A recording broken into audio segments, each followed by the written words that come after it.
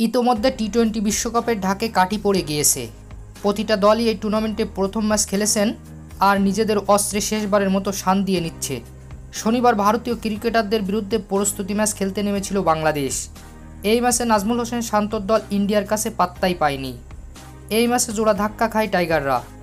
Team ইন্ডিয়ার বিরুদ্ধে লজ্জার হারের পাশাপাশি দলের তারকা পেসার শরীফুল ইসলাম বড় চোট পেয়েছেন।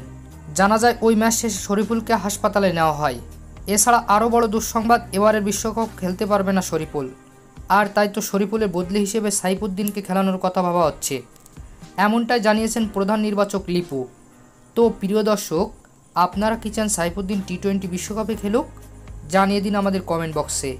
এবং খেলার খবর সবার আগে দেখতেও পেতে আমাদের চ্যানেলটি এখনই সাবস্ক্রাইব করুন। ধন্যবাদ।